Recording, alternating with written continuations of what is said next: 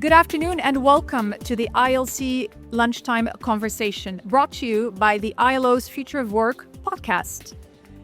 We're coming to you today from the 113th International Labour Conference at the Palais des Nations here in Geneva. And today we're talking about a very important topic, AI and the world of work, and the transformations that the digital transformation and AI is having on the world of work. Now, this is an area that the ILO is leading on when it comes to both research and policy recommendations, and it's an area that makes a lot of people worried and anxious. A lot of people wonder, will AI replace me as a worker? Will I be able to learn the skills I need to learn in order to work in this era of digitalization? And if I do learn those skills, will they become antiquated because the digital transformation is moving so fast? And what do I need to do to make AI work for me as a worker? Well, to discuss all of this with us, we have with us today two fantastic researchers at the ILO. Here on my right is Pawel, Gmyrek, Senior Researcher in the Effective Labor Institution Unit in the Department of Research. Welcome.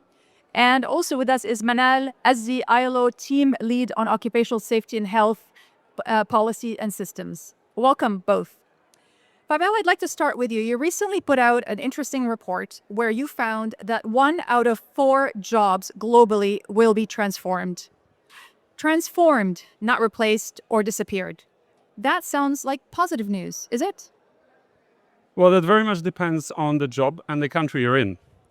So let me first clarify that what our work and the report you mentioned is focused on generative AI, because that's what a lot of us are asking about. So these chatbots that we all know by now and what they can do with existing jobs. And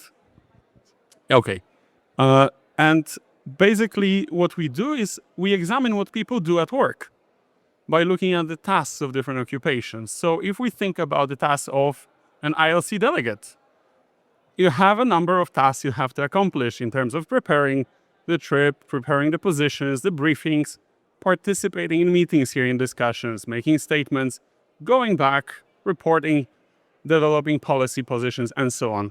And if we take each of those tasks, we basically try to understand to what extent could a technology like, let's say, ChatGPT or another one of those AI-driven chatbots, or technology with similar capacities, to what extent they could perform these tasks that you had to perform coming here, but also that workers have to perform in occupations around the world.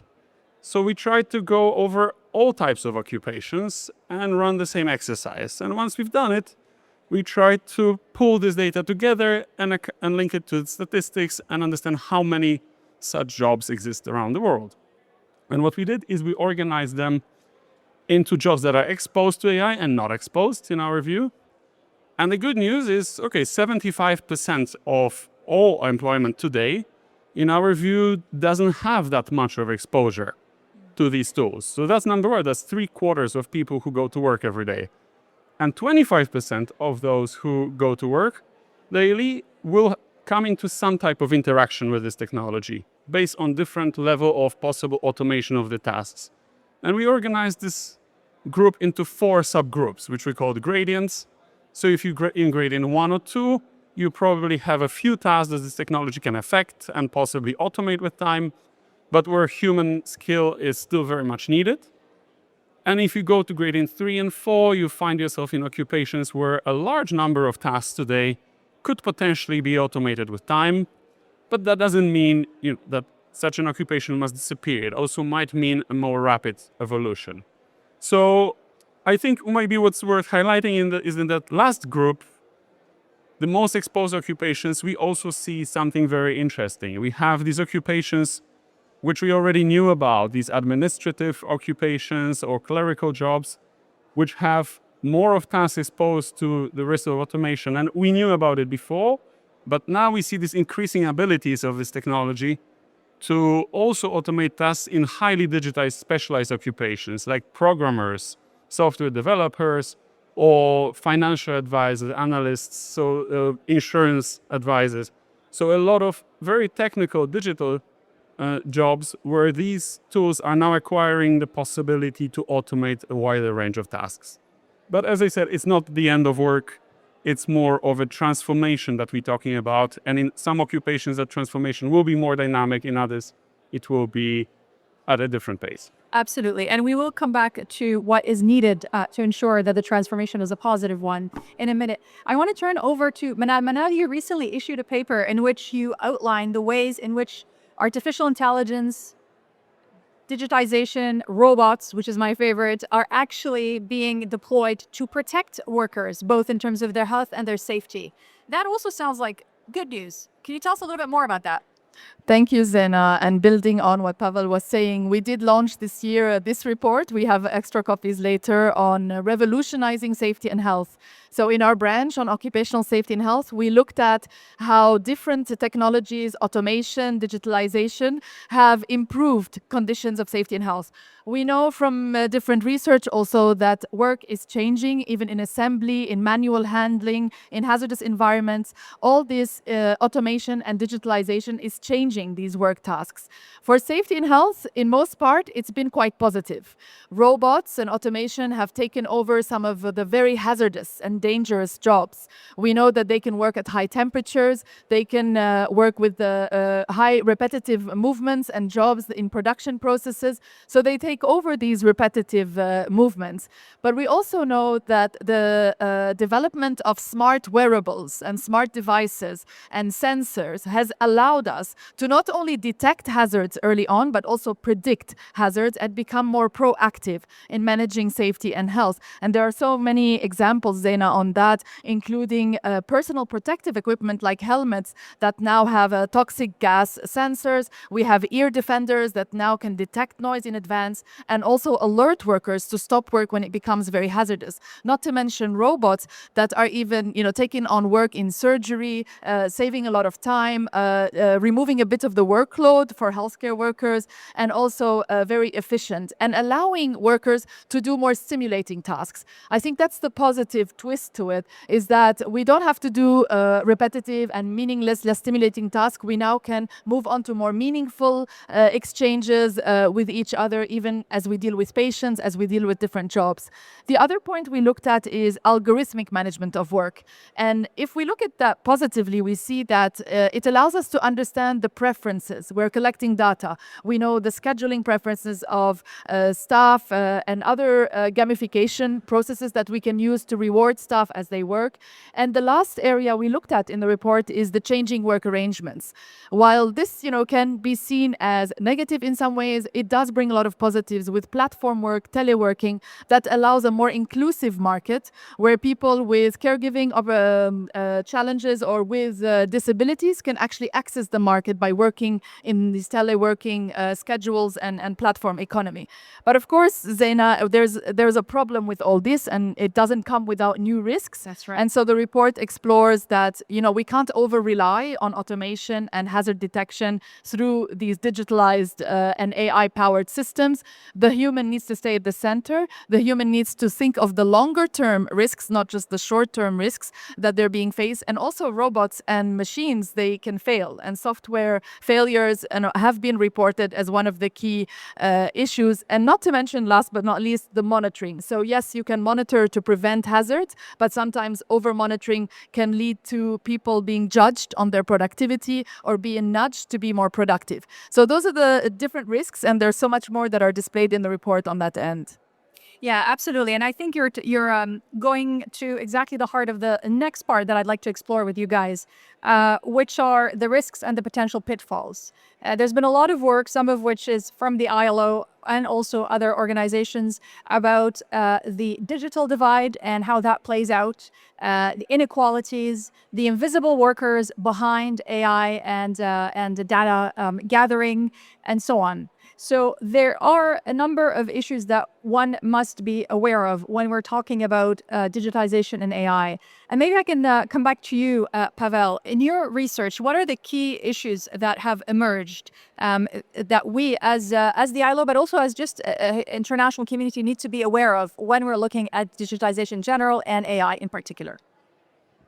Well, there is, of course, a lot, but I think in terms of the direct impact on occupations, what is really important is to understand the local context, to make it context specific, because as we show in the recent report, it's there's a huge variety of potential impacts when you look across regions, income levels, or the types of occupations. And when we make it context specific, when we link it to existing occupations, we can understand a little bit better that map and who are the people at risk of maybe going through some employment transitions or maybe even losing jobs, how many such people there are, and who are the occupations, who are the people in those jobs who might actually benefit from it, but might be limited from accessing those benefits today because of different existing constraints. And I think mapping this out is step number one. Number two is basically making the tools and mechanism of social dialogue work for policy development so that these policies can be developed in a more targeted way based on that knowledge. Because as we know, administrations always operate in constraints in terms of financial constraints and how much focus can be put on different areas. So if we know exactly which people we're talking about, you can design much more targeted policies to respond to that. And of course, there is that digital divide issue that you mentioned that is very present in many countries. So your story or your experience as a worker will really depend a lot on where you're sitting geographically and what occupation you're in. If you're in this highest exposure gradient I mentioned, gradient 4, in a high income economy, it might be a rough time, might be a time when there's a lot of transition happening. And already the transition is something that we know has a big impact in terms of also mental health and emotional impact on workers, even if we're not talking about unemployment. And you could also have such effects. If you are in these lower gradients of exposure, gradient 1 and 2, in a low-income country, you are more likely to actually be in a position where you might miss out on opportunities that this technology could offer to increase your productivity, to be more competitive. So that's why making it context-specific and bringing it to mechanisms of dialogue can help design much better local policies, and also to think about it as a process, not something that gets solved once, but it's a process that we have entered that might even be accelerating. So having these mechanisms in place will help sort of navigate through that process as things develop. And this technology is also developing really fast. That's what we're also showing in our report. Indeed. You mentioned policy. Policy making is very much at the center of this whole process. So now if we turn our attention a little bit to the ILO, how would you say the ILO is contributing to the global conversation about AI and the ongoing digital transformation in a way that benefits employers, governments, as well as workers? Would you? Yeah, please. So we are in the International Labour Conference, and it's very important to note that today we have the first discussion on promoting decent work in the platform economy. So that really falls as one of the biggest endeavors the ILO is doing today. It will be discussed these 2 weeks and next year in the conference to come up with conclusions and potentially a standard, hopefully, where you all have discussed and agreed on how do we ensure decent work in the platform economy. One group of workers, actually, we need to understand that when we talk about AI, when we talk about digitalization, is the whole supply chain. So you have workers extracting minerals to ensure that you're able to use this and create the tools you need for video systems that are AI powered and other technologies. And these people working sometimes in very poor working conditions or poor safety and health conditions, we need to make sure we understand. And the whole process of transport until waste and waste management of these electronic products sometimes can expose workers to high levels of hazardous substances and chemicals. So we've looked at the whole supply chain of AI, and that also requires policy responses. And from the national level, and the way the ILO supports different countries is to revise regulations so that we take into account potential accidents that can happen between robots and human interaction. The right to disconnect. You're all attached to your internet and your computers. And so when is it the right to disconnect, and how can that be regulated? In addition to workplace level risk assessments for the safety and health, not only to skill workers on new technologies and the technicalities of the new technologies, but also how to stay safe by using the technologies, and to explain to them why the technologies are being introduced, and to allow opportunities to skill, reskill, upskill people as we use these two technologies and keep these people in the workforce. So there are so many levels that workers need to be informed at the workplace and trained and be a true partner in the application and use of AI-powered systems and other technologies at the workplace. Absolutely. And the ILO is very much at the heart of that discussion. Pawel? Yeah, so coming from the research department, I think for the start, I mean, our contribution is to try to provide knowledge about the existing processes and the way we see them advance. We try to provide it as basically an input to different mechanisms of social dialogue that can be used on that basis in a more informed way. And we also try to create a centralized repository of that knowledge. That's why we launched the ILO Observatory. And I invite you to follow us on LinkedIn and to visit our page, because that's where we post all the information that we gather on the basis of research. And we think about it as a platform for collaboration also with the field structure and with research that's also ongoing in the field. Because at the end of the day, we don't only provide research from our side and knowledge, but we have so much to learn from constituents where you observe these things firsthand. And pulling this together into that centralized knowledge platform would help a lot also cross-regional learning and sharing of experiences. And we see a lot happening at the national level. And we think there is more that we can pull together into this type of exchanges. So one such opportunity will be next week, here on Thursday, 12th June. We will have a side event just around here. And we would invite you to participate in that, because that will be a great opportunity to share your experiences with digitalization on AI and different themes that are part of that event with others. And of course, there are a lot of other collaboration opportunities also with our colleagues in the field. So we basically will try to pull it together on the observatory, but a lot of this will happen locally, and we learn from that as well. And we offer space for this kind of joint learning as this process advances. Great. And the AI Observatory is a great tool. I do encourage you to look it up online, the ILO AI Observatory. Interesting discussion, but I'm afraid that's all the time we have for today's episode. Thank you all for listening. We hope you'll join us again for more conversations on key issues shaping the world of work.